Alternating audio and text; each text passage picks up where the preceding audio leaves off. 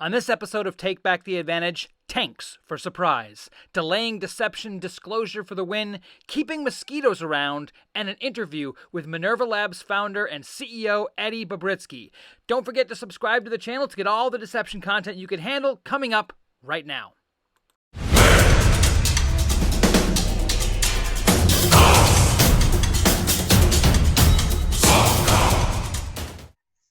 So deception has been around for a long time. As I've researched deception, done a lot of things with deception, I always try to look at some of the historical context of deception. And a quote that I found kind of jumped out at me as being really, really important. This quote was by a guy, a British military officer in the World War I Boer War type of time frame. His name was Ernest Dunlop Swinton, and he was actually heavily involved in the development of the tank. Now, the tank is kind of an interesting thing in and of itself, in that the name tank was actually used as deception itself. So the folks who were developing it didn't want, in this case, the Germans, to have any idea what they were actually making. So they just said it was a tank, like a portable, like water tank type of a deal. The name apparently stuck, which was kind of interesting. But this guy, Ernest Swinton, said, "The enemy expected to surprise us and was himself surprised," which to me is kind of a really fundamental aspect of deception. And it ticks and ties very carefully to, I've mentioned a few times on this this channel, in the 80s, the CIA came up with what they call their 10 maxims of deception. Well, one of those maxims is known as the sequencing rule, and it basically says deception activities should be sequenced as to maximize the persistence of the incorrect hypotheses for as long as possible. In other words, red-handed activities should be deferred to the last possible instant. In other words, you don't want to give away the deception too early. There was a case in World War II where the Allies were watching a fleet of German ships, and the German ships were heading in a particular direction. I don't know where they were coming from or whatever, but the German ships were coming out. Now, the Allies, when they saw the German ships coming, they believed that the Germans were trying to break the blockade of the Atlantic. They believed that's what that fleet was for. But at the last minute, the fleet turned, and the result was a surprise attack on Norway. And the whole point of that was, if the fleet had been going directly at Norway the entire time, the Allies would have had an opportunity to mount a more effective defense. But because the direction that they were going was revealed at the last possible minute, there was minimal time to prepare. Now, from a cyber perspective, that we can apply that in a lot of different ways. And the most simple of those has to do with what I call the swat the mosquito defense. Once we discover that a bad guy is on our network, the kind of natural approach, or it seems like the most common approach, is to simply swat the mosquito or kick the bad guy off the network right away. But in doing so, you've alerted your adversary that you're onto them, and potentially have tipped them off to the fact that you're using deception. So there are times in which it is okay to let our adversaries know that we're using deception, and there are times where we want to hold on to that knowledge for as long as possible. A lot of this boils down to truly understanding what our goals from a deceptive perspective are. That said, we're going to jump into our interview portion. So we're going to be interviewing Eddy Bobritsky, and please tell me I pronounced your name correctly. Correctly. Awesome. First one to do it for the first time. Excellent. So Eddy is the co-founder and CEO of Minerva Labs, a cyber deception company. He's also been involved in other business ventures. He founded a consulting company, BobSec. He's been involved in the banking industry. He's been a part of the Israeli Defense Force. He's got a master's in business administration and a bachelor's in business administration, and way more than I do, speaks 3 languages, English, Hebrew, and Russian. Really awesome stuff. Eddy, welcome to Take Back the Advantage. Thank you. Thank you for having me. Absolutely. Pleasure. Absolutely. Anything you want to add? Any awesome thing? I think you just covered in a really fascinating way about deception. I think deception is a very wide topic, and I think you spoke about World War II. Remember that also deception has also some elements sometimes of deterrence. And if we're talking about the Manhattan Project and the race to the atomic bomb, is definitely something with regards to deception and deterrence, which is quite interesting. I think the main difference between deception in real life versus cybersecurity world is that in cybersecurity world, if we're the defenders and we're talking from the attacker's perspective, we have two entities. We have the attacker, the adversary, and we have its tool, which is the malware. And here's the two things that you kind of need to deceive. And there is two basic approach for deception. The one is the honeypot approach, is that like, you know, the keys are under my carpet because I have a detection mechanism there, right? So if somebody will break to my house, I know because they touched the carpet. But also there is a be aware of the dog, which is a quite different approach of like, don't even try to, you should go to my neighbor, right? So, so this is just my 2 cents. I think in cybersecurity world, deception today, the main, when you're talking about someone with any CISO about deception, you have these honeypots in his head, but actually there are also some other kind of deception, deterrence-based deception, which is what Minerva is focusing at. Yeah, and to me, that's a really, really, really good point.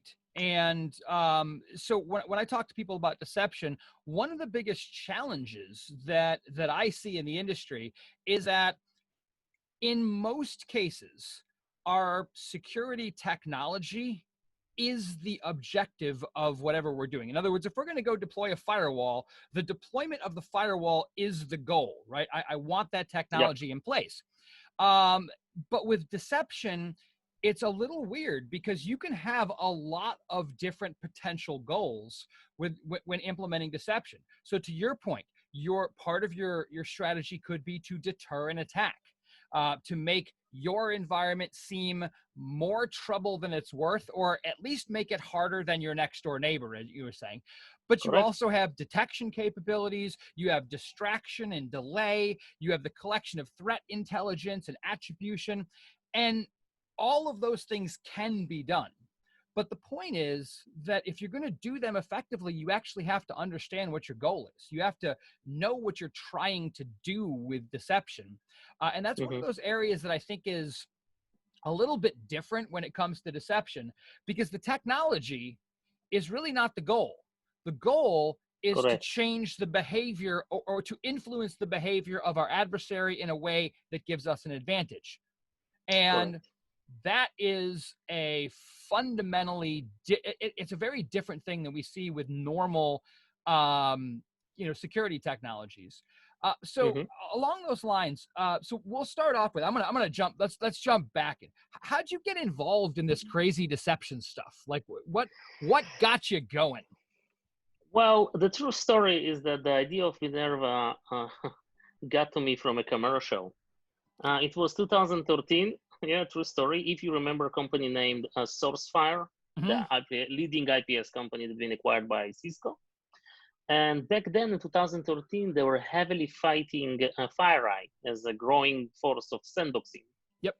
And I was working a lot with SourceFire, especially in their first steps in Israel.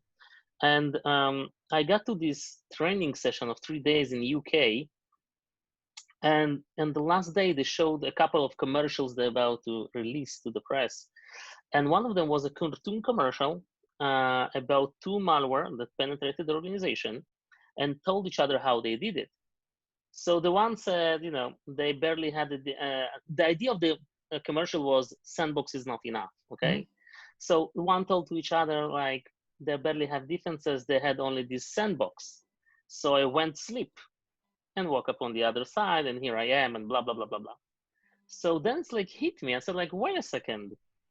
If I'll make you believe that you're always inside the sandbox, you will keep sleeping.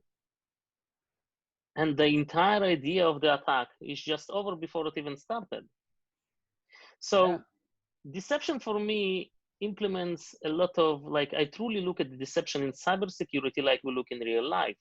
Deterrence-based deception. You know, all these, any startup in cybersecurity have this Sun Tzu quote So, but there is a real one quote that I really like. It's like, the supreme art of war is to subdue the enemy without fighting.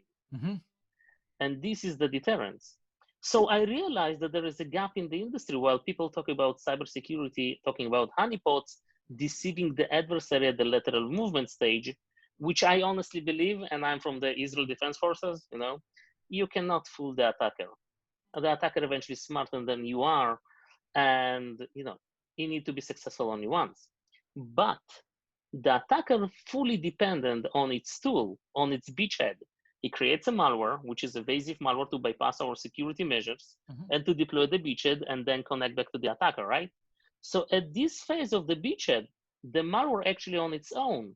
And if you apply another military approach of divide and conquer, now in this phase, you're dealing only with the malware, and you can actually outmaneuver the malware. You dealing with the machine which was pre-programmed and cannot be reprogrammed. So you actually have an advantage because it's your home pitch. And this is how we took the deception one step forward, exactly like in the commercial that I saw. That is, the malware saw that inside the sandbox, it was evading sandbox, so it keeps sleeping. So, for example, if you deploy today Minerva in the organization, we simulate presence of a sandbox on each and every endpoint. Mm-hmm. So for every query as a condition to attack, we will say, yes, there is a sandbox, and then we will detect it. So actually, the beautiful thing about deception, deterrence-based deception, is that the adversary, or actually the malware, disarm itself, Mm-hmm. it self-convict, because we influence the decision logic. And that's actually a really important point. I think a few times when I've talked to folks, I've kind of brought up this aspect of there are a couple of reasons that I believe that defenders have had. We've been at such a disadvantage for a long time. And Correct. one of those is, and I think I've said this in just about every single one of these that I've done, but my absolute favorite quote about deception, or one of the ones I use all the time, is by a guy named Barton Whaley. So Barton Whaley is an author written about a lot of military deception. And basically he said, in combat, deception can strengthen the weaker side. And when all other factors are equal, the more deceptive player or team will always win. And to your point, where you've got, antivirus evading malware, you've got application whitelisting evading malware, that's deception. The bad guys have been using deception against us since the beginning of attacks and all that. We just Correct. haven't been using it. So we're at a disadvantage there. But then the other point that you brought up that I think is even more important, and that is traditionally our defensive security technologies have been, so we have pit technology against the human attacker. And let's face it, when you pit a human being up against a piece of technology, eventually the human's going to win, right? The human is creative and adaptive and all that. So they win all the time. So in large part, it sounds like what you're saying is from your perspective for deception is, all right, so we're going to use deception so that we can level that playing field. And let's face it, if we're on a level playing field, defenders win every single time because we got money and resources and people and tools and technology and all that. It's just we haven't used deception. And then what you're also saying is, all right, I know that the attacker is going to use tools, right? Now, is it conceivable that some attacker is going to, on the fly, create their own zero-day exploits and blah, blah? Yeah, that is absolutely possible. Is it likely that you're going to encounter that level of attacker? Probably not. So what you're saying is, what I'm going to do is I know the attacker is going to use a tool, so I'm going to fool the tool. I'm going to break that piece of, let's just call it the kill chain, right? I'm going to break the tool. So from the attacker's perspective, there's nothing there. Correct. Very nice. Correct. And you can, if you, by the way, deception also have some connection to another very interesting topic in which I believe, again, we at Minerva apply this in our solution. And this is why we believe we are truly innovative, but also, what is mimicry, biomimicry. Mm-hmm. The idea of mimicry is to actually to deceive the enemy but from a preventative point of view. And this is the very interesting difference between deception that honeypot doing and deception that doing, let's say, deterrence-based attack. I'm switching to a place without barking. So mimicry, it's all about prevention. The idea in mimicry, so, you have this, for example, a deadly snake with black signs on its skin. And the evolution of the animals in the world, they understand that if they attack this snake, the snake will kill them because it's a deadly snake. But there is another thing that's happening at the same time. A friendly snake, which sees this phenomena, develop his own black signs on its skin. And actually, this is how it's becoming a deterrence, because the animals does not attack this snake without actually addressing it, which is a friendly snake, not deadly.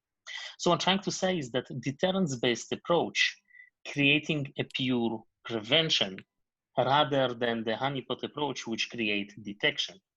I'll give you a simple example. Let's say you have a safe in your organization and you can, by deception, create 50 safes, right? Basically, you can copy it. And you are right, it's very hard to pick the one which is right, but we are in a virtual world. I will pick all the 50 of them because I'm the attacker. I understand that you're probably using deception because you're really proud of it and you have my logo, the logo of the customer on your website. So I will take everything. And yes, you will know about it, but how does it change the result that you've been hacked? Nothing.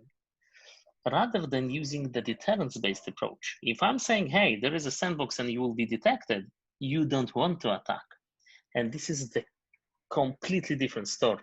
You create a pure prevention that prevent the beachhead before any damage has been done, rather detecting the very last phase. And this is what deterrence-based deception and mimicry allows you. In mimicry, for example, camouflage, it's also deception approach.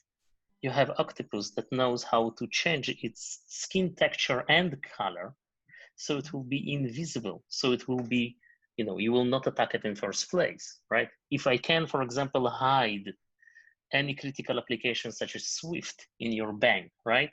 So everybody querying for Swift, there is no Swift, only if you have the bank certificate. If you cannot see the attack, you cannot hit it.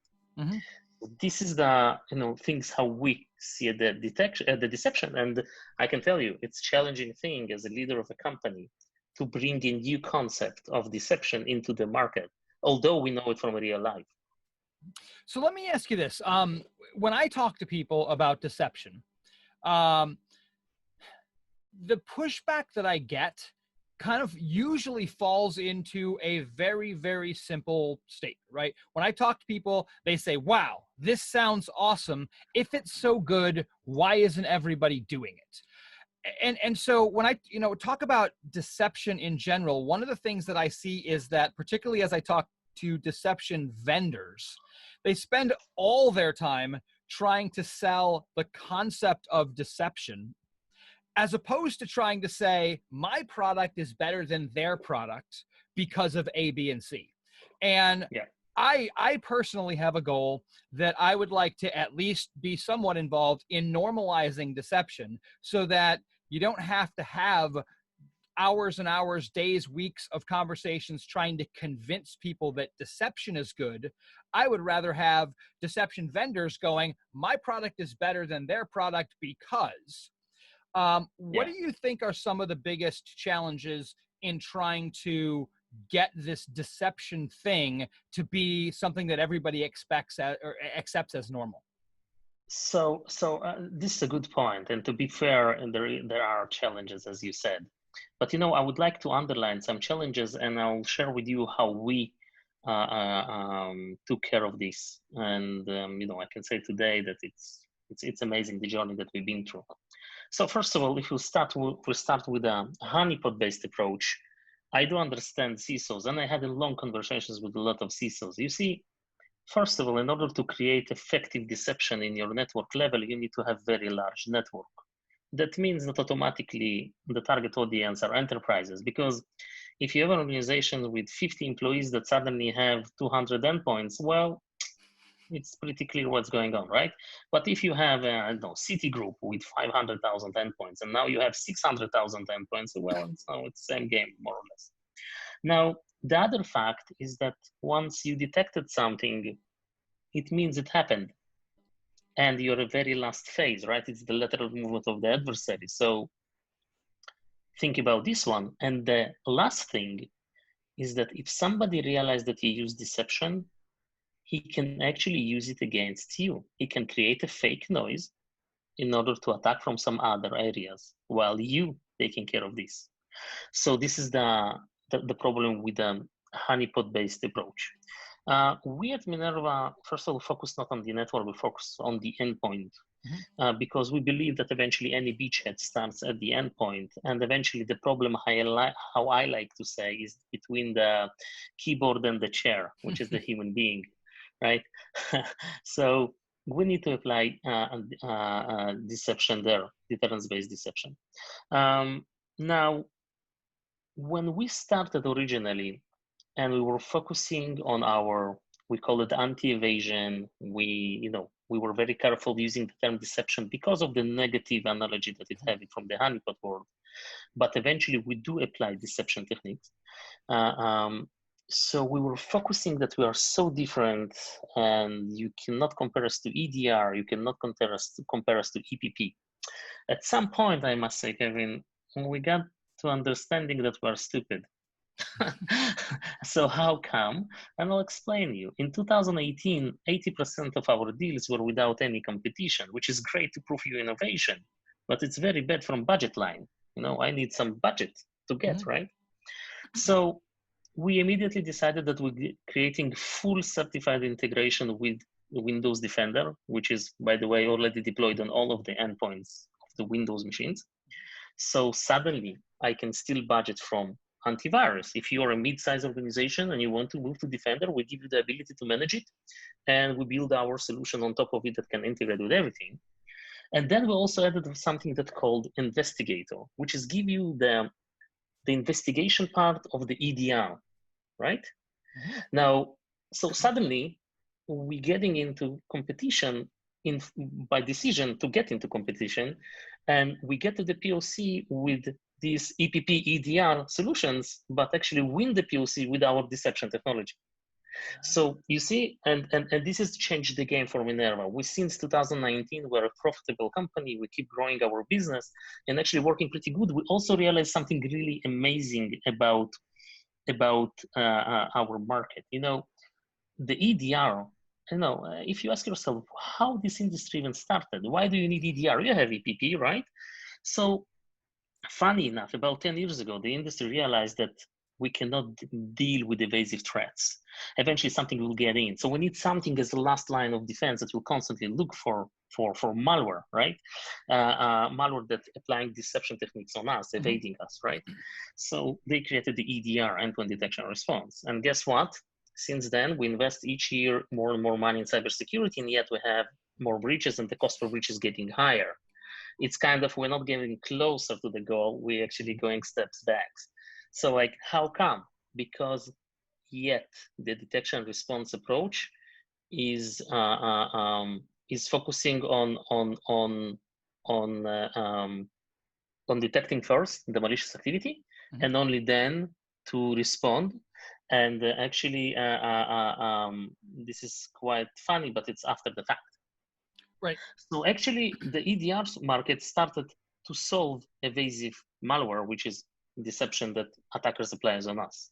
But it's, again, I believe it failed in this manner, and this is why we replace it. So this is our take on, the difference between prevention, detection, all this stuff. And that was actually, so one of the things that I at least found really interesting is that concept of going, all right, if we put ourselves out there as a cyber deception company, the fact of the matter is that in a real world environment, people, as you said, have budgets, and those budgets are allocated for certain categories of technology. If we invent or position ourselves as a brand new category of technology, it's harder to find budget. But if we can say, oh, well, you've already got budget for your antivirus, or you've got budget for your endpoint protection, hey, we can fit right into there. I think that's a fascinating way of, for lack of a better word, hacking business, right? I mean, that's understanding how people do their budgeting and adjusting accordingly, which I think is a really cool thing. The other thing that I find really amazing is having talked with a bunch of different, folks that are involved with different deception companies. Everybody's got their own spin on it. Everybody's got their own kind of take on how deception could be done. And the thing that I love about it is everybody's right. Right. If I know going into my deception solution, if I go into it going, I want to focus on detection, great, we've got solutions that do that. I want to focus on, deterrence. We've got solutions to focus on that. It's such an awesome industry because the technology isn't really the core. I mean, the technology supports the deception, but ultimately it's that goal that is really the core. What are we trying to accomplish? And, deterrence is fantastic. That concept of, putting a home alarm sign on your lawn, even if you don't have a home alarm sign, there's a benefit to doing that because the adversary is likely going to try a different house than yours. And if you can make it difficult for the bad guys, at least today, if you make it difficult enough, they're just going to go someplace else. But I love this industry in that it is so very dynamic, but also very flexible, where there's kind of room for all these different approaches. What do you see? So if you're an organization and you're like, hey, I've heard about this cyber deception stuff, right? Now, not getting into product A versus product B necessarily. I'm looking for what should an organization, like if an organization wants to get involved in deception, what are their first steps? What should they be prepared for? So first of all, okay, so it truly depends which kind of deception you want to kind of take care of. If you're about honeypot approach, so you need to understand what you're actually trying to achieve, what you want to show in the network level, how you want to deceive, how you build your reaction. Okay, once the alarm is ringing, what are you doing next? How you make sure that the data keeps yours. If you're talking about our approach, so if we're talking about protecting critical assets by, for example, hiding them, like we do, so you need to list your critical assets. But I can tell you that when we approach customer, we're not talking about deception at all, because deception is, it's in a way partially in our product. It's how we do it. But actually, what we do is actually it's different, and the why, of course, is different in a way that we're talking about prevention. In other words, if we talked about EDR as a technology that was supposed to deal with evasive threats, which are deception that the attackers applies on us.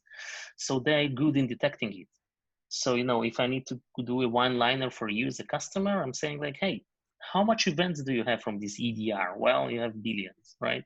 So how about if the statistics are right and 90% of threats are evasive, applying some deception techniques on us? So what if I'll tell you that you can prevent 90% of them before the beachhead stage, before any infection? Reduce by 90% of threats that you need to deal with, because today, the problem that the CISO sees, sometimes deception for them, it's a really niche play, while to have the ability to reduce dramatically the number of events that you need to take care of, there's actually a big deal, especially the operational cost. Just think about it. Any organization that have every year more and more data collected and more data to protect. So basically, it's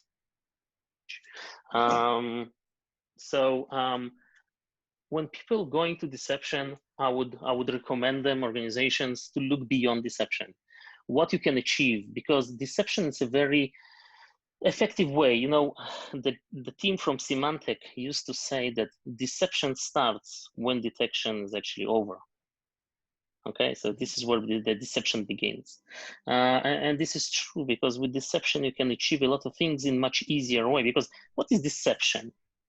It's not necessarily to tell the truth about the state of your environment or whatever. And by the way, if you're talking about deterrence, what is deterrence? Deterrence is actually, the beauty of deterrence is that both sides have something to lose, right? So, with our approach, I do manage to convince customers why it's so effective, and I actually show them in POCs. and with very high conversion rate of POCs to deployed paying customer. Together with, by the way, another thing is that how we're gonna deploy this solution. Again, the honeypot-based approach, it's a bit more complicated to deploy. With us, it's just simple endpoint security solution, that have no prerequisites, no reboots, all this stuff to make things easier. So it is challenging. I do understand CISOs that not focusing on this. But again, I think we need to do kind of like someone need to take take charge of it and say like, hey guys, let's talk about deception. Like let's make it clear. You have this, you have that. This is the advantages and disadvantages, and you should use it, or it's must have. For me, it's must have. Until then, you will see more and more vendors, even though they apply some deception techniques, they're not mentioning it like straightforward. Well, and there now you've just set me up completely for the shameless plug for the pay attention for the upcoming release of the SANS class on cyber deception. So, you teed that one right up for me, so I appreciate that. But I do think you've got a really good point in, as you talk about, making sure, deception, and I am guilty of this all the time, right? I tend to talk about deception as if it's a goal or a kind of a thing. In other words, deception is a method to accomplish a goal, right? My goal is going to be deterrence or detection or delaying the attacker or distracting them over to non-critical resources or collecting threat intelligence or attribution information or whatever. And deception is just a way that we can go about accomplishing those goals. But it's not the only way. It's just a way that that adds a lot of advantage. What do you think, when organizations actually go and they're like, all right, this seems pretty cool. We're going to go ahead and we'll take the leap. We're going to try this. What do you think, or what do you find that organizations are most surprised by when they get, when all is said and done, it's up and running? What's the wow factor that you see most organizations commenting on? So, to be honest, I have an history in Israel Defense Forces leading one of the deception projects based on honeypots. Mm-hmm. And I think the thing that's surprised in this case is that sometimes somebody steps on this trap that you created, and then you're surprised that you never saw it before, or you teaching yourself how you can detect it next time prior somebody ring the bell because it's the last phase. But it was like, about 15 years ago. With our solution, I can tell you the thing that most amazed people is the fact that we prevent stuff without detecting it first. The malicious binary. When we show to a customer during a POC that we stopped something that was unknown, you heard about this ransomware, right? The Sony DKB ransomware. Mm-hmm. So created a lot of Travelox, ask them. Sorry, guys. So Sony DKB was first submitted to VirusTotal, I think on December 24th. And we prevented this same hash file, the same ransomware, more than 12 hours before that in one of our customers. So when we show that you can prevent stuff prior infection and without any need for prior knowledge or machine learning or artificial, because think about it this way. Let's talk about artificial intelligence for a second. In order for you to see value from artificial intelligence, you need to infect yourself. Because if there is no malicious activity happening on your endpoint, there is nothing to apply the artificial intelligence to detect, right? And if you manage to detect it prior execution, so it's not static analysis, it's basically next generation antivirus and blah, blah, blah, blah. Mm-hmm. So what I'm trying to say is that the wow moment is that you prevent stuff and they actually needed to do nothing about it. And then the operational part that you can reduce dramatically. It's very easy to deploy. We have a case study when we deployed there together with McAfee. McAfee is baseline AV and then Minerva. Mm-hmm. So the McAfee engineers were shocked when we finished deployment of 30,000 endpoints within 6 hours with no downtime and no reboots. including legacy systems such as XP and Windows 7 and stuff like this, right? All these operation systems that the industry said like, oh, it's old. Well, guys, people still use it. You should support it. So this is the wow moment of Minerva. And I can tell you that for me, the wow moment, the one that lead the company, when I see a renewal rate of 98%, more than 98% over 4 years, when I see an upsells, when I see conversion of 9 out of 10 POCs to fully deployed paying customer, this is the wow for me. And I would say, particularly as I'm understanding your platform, I mean, let's just face it, the world today doesn't look like what it looked like back in March, right? Yeah. And specifically the massive proliferation of remote working. Yep. What was normal is no longer normal. And it would seem to me that this type of sort of endpoint focused approach just plays really, really well into a remote working type of scenario. Whereas a lot of the maybe more traditional honeypot type things, they play better in a kind of a traditional network. Have you guys seen a lot of people jumping on the bandwagon because of all the remote working? Yeah, so this is the first thing, right? So the perimeter left the building, right? So if I'm the attacker, why to attack the company if I can attack its employees at home? It's much easier. And actually, we at Minerva actually, kind of historically, but we leverage this coronavirus to something really interesting, by the way. There is a very interesting gap in the industry, which you can see right now in the coronavirus.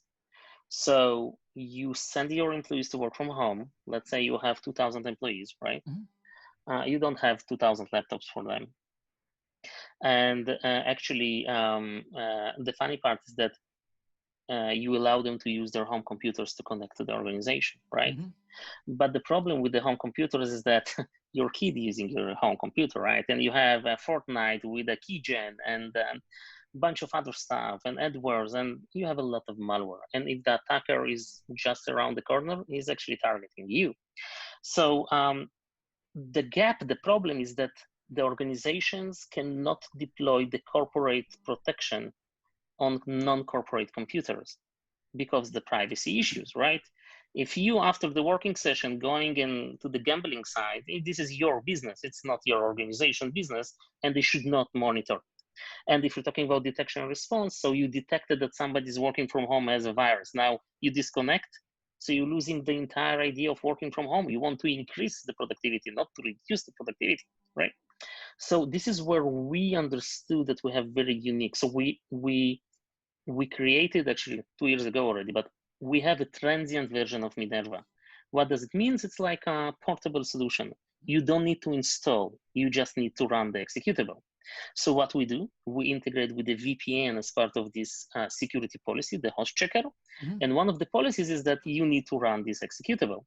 So what happens is actually you creating an endpoint security that protecting the endpoint, the unmanaged device, throughout the entire session and only for the session.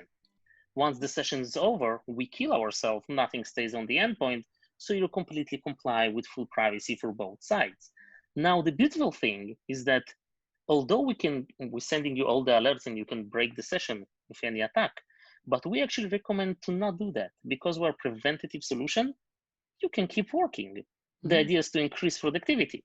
And we prevent kilogears and screenshots, and people are shocked that it's even possible to do with a transient agent, that you don't need any elevations and nothing to install, nothing to reboot.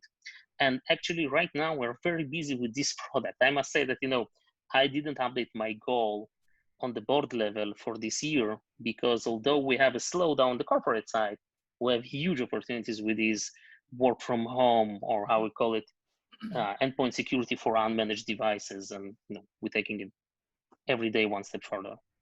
So it sounds like we've been doing antivirus badly for 30 years, and effectively, and I don't want to pigeonhole or minimize, but effectively you've kind of figured out the way to do this endpoint protection stuff and actually have it work. When I talk I think to, we figured it out. Sorry to go interrupt. ahead, I go ahead. think we figured out. I think we figured out how to do it. I would not say, I don't know if it's the right way, but the scalable way. Mm-hmm. I think we created a much easier way to execute something that you want. And I must say something about antivirus. Antiviruses, probably, together with Minerva, probably one of the best solutions, best value for money, because these guys keep the dead people dead, or the dead malware dead, right? This is why antivirus is important as well. And this is why we have decided not to invent one, because there is already one, Mm-hmm. and we can just simply integrate with it, right? I'm not trying to do like, hey, we are ex-militaries, we know how to do. We're doing something completely different, Yep. right? And I'm saying it to any customer and say like, yeah, I heard 1,000 times. It's like, no, we have patent on our approach, not our technology, our approach, which is quite unique, right? You cannot get patent on EDR. Right. It's an approach, right? So anyway, so to your question, we just found a much more elegant and effective way and scalable way to do that.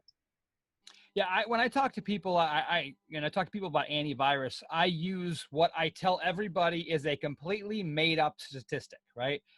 And after I set that stage, I say antivirus is 60% effective. Now that's 60%. I just made it up. It's not based on anything. But when I said, look, is antivirus going to do a good job of catching the low hanging fruit? Is it going to catch the known things? Absolutely. Is it going to do a good job of catching 0 days? No, not really. And can it be intentionally evaded? Yes, it can. So if you look at it, then does that mean that antivirus is bad?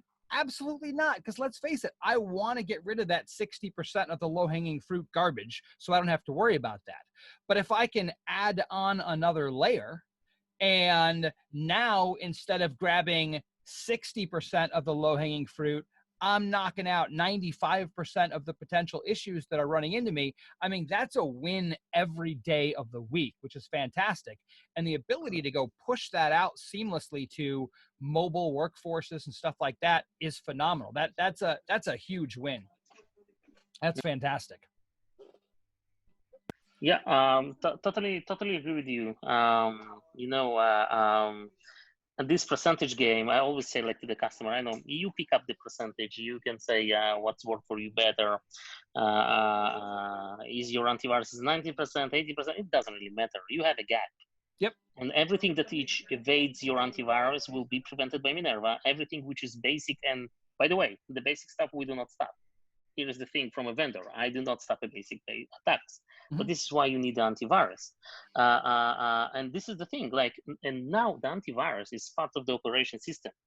So why to invent it again? Sure. You don't need to invent it. And by the way, here is another thing. Why do you like antivirus? It's a preventative tool, because once you detect a signature, it's deleted. So it's a prevention prior any damage has been done, prior execution, prior any potential problem that you have, right? So basically, this is the thing. And this is why I like prevention. In life, it's like I always have this debate with EDR guys.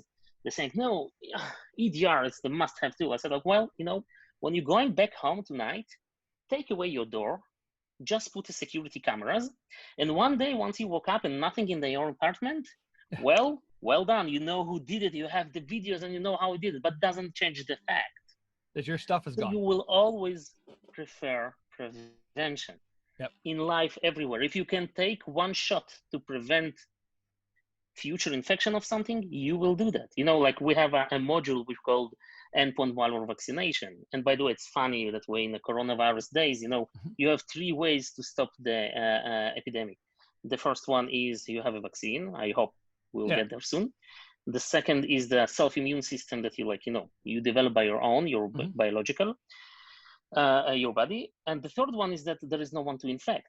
Theoretically, if you infect all the population in the world with coronavirus, there will nothing to infect and it will stop, right? Yes. So with our vaccination module, we allow you to simulate like you already been hit by a certain attack, like say like WannaCry. We give you the ability to simulate the mutex, right? And make it look, there is no one to attack because everybody already infected, but it's just a simulation. We're not really put it there. We're deceiving you to believe that it's already been done. Very, and this very is how nice. we prevent a real damage. One of the things that's awesome. And one of the things that another thing that you kind of pointed out, which is one of the things that I think has been pretty consistent throughout everybody that I've talked to in the deception space.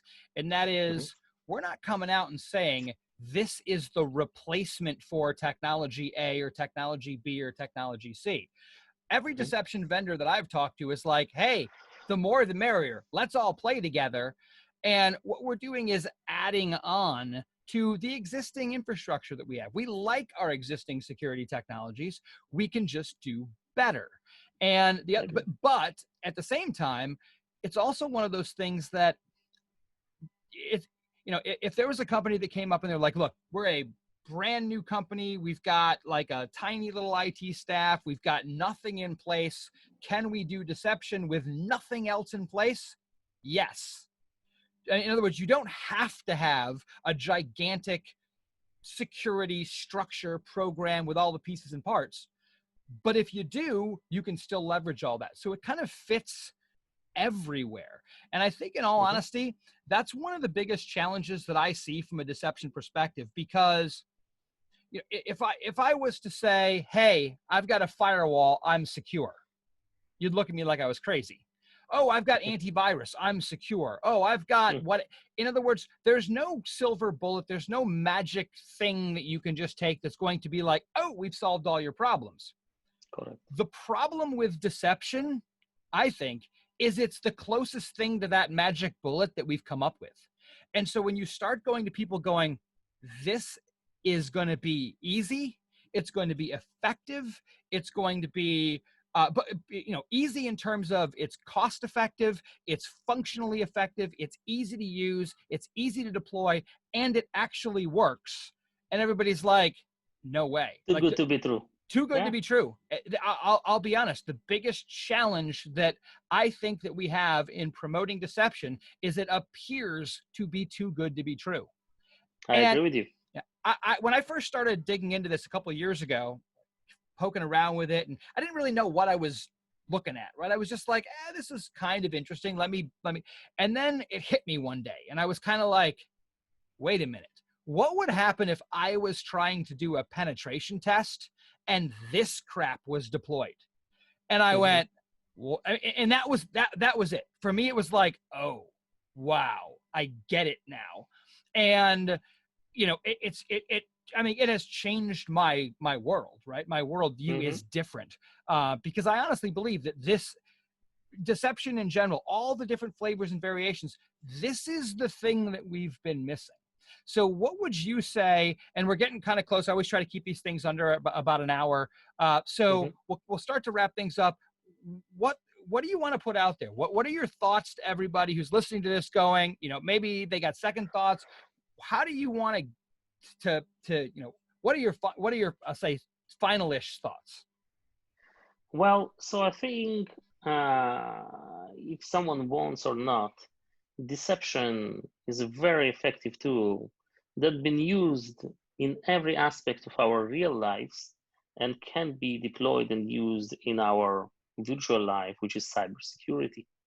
And if deception, the buzzword doesn't feel good with you, forget about it. You need to get the chance to see it in action, because again, the advantage of doing something in much easier way, faster, imagine that you can deal with any threats regardless of your skill set, tool set, or team size, or whatever, right? Because you're using deception, it's amazing. And by the way, one of the side effects of deception is that usually it strengthens your existing tools as well. Because if somebody eventually realizes that it needs to face deception in order to penetrate your organization, it will use much more sophisticated attack on one hand, which is usually cost more. But on the other hand, they're more likely to do mistakes that your tools will pick on it, right? So this is the thing. And my take on it is that just test it. Sometimes, not all the vendors raised $300 million and can put signs around your office saying like, hey, we are number one, you should try us. Sometimes there are very good technological vendors And I can tell you, we're today protecting more than 1 million endpoints worldwide with some strategic OEMs. They're doing a really good job, okay? And you should try it, because if we can reduce you the operational costs dramatically, this is your real win, because the cost of operational security, cybersecurity operations is huge, and no one calculates it because it's not gonna be a good point for any vendor. Yeah. So. I mean, if you think about it, how many hours do people spend tuning their SIMs and tweaking their IDSs and their IPSs? And effectively, that's all largely wasted time. And I don't mean it's completely wasted. I mean, if those technologies did exactly what they were supposed to do, we could set them up and make them go, and it'd be wonderful. But we have to babysit them constantly, because who in the world can go through 1.4 million alerts in a day, right? So with a low severity, right? Because there is a severity part as well, because they cannot hit the threshold, so they throw the responsibility to the end user. While in deception, most likely when you detect something, this is truly malicious, intent. Yeah. And the other thing that I thought was interesting to your point was this concept of deception being perceived, the word deception being perceived as bad, right? It's not right to lie to people. We should be upfront and truthful and honest, and culturally that's kind of what we want to do. There's I kind of pulled out a quote. There was a book, Tom Bedlam's View of Bribery, written in 1722, and there's a quote in there. It's falore falentum non est faus, which is Latin for "it is no sin to cheat the devil." And I think that is an interesting quote, because let's face it, we can be all upstanding and morally sound and all that kind of fun stuff, but if we're facing evil, then it's kind of funny, because I am now, for the first time, watching the TV series Game of Thrones, right? Wow. Never saw Game of Thrones before. I read the books, but I never saw it. And spoiler alert if you haven't watched it. But again, the character of Ned Stark, right? An upstanding, moral, honorable guy, and without giving away too much, the fact that he was so honorable and moral and wanted to do things the right way didn't work out well for him at all, right? Because he didn't understand that he was playing a game with people who had entirely different rules than he was living by. And that's what we've been doing in computer security for decades. We're playing a game, the bad guys are playing a different game, and correct. We keep losing. And I can tell you one more thing, another analogy that I use sometimes when the session is less technical with people about deception, or, again, I'm mostly talking about the deterrence-based deception. I'm telling them, the security world today is mostly detection and response, no matter how you look at it. And basically, if we talk about, let's say, compare it to martial arts, so everybody teaching you, how to fight malware. I like to say how to kick ass.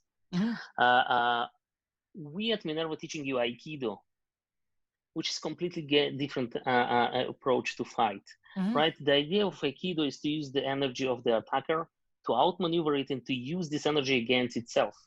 Now, the fundamental thing about Aikido is the more aggressive the attacker, the easier to eventually to win it, right?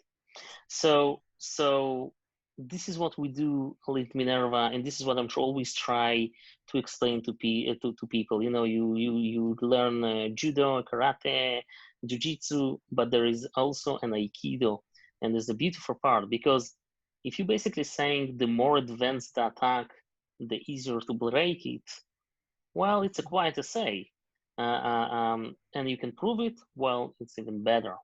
And so I hear you. It's definitely fascinating, and I'm happy that someone like you, take this topic and dive in and kind of promoting it. And we're here to help.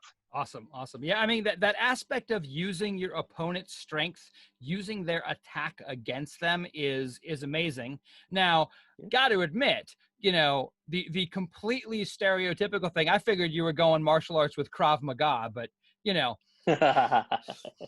but no, I do understand the Aikido reference in that aspect of, instead of trying to fight force with force, you can redirect that force. You can, I mean, let's face it, if somebody's trying to punch me in the face, I can try to stop that punch, or I can just simply shift it a couple inches off to the side.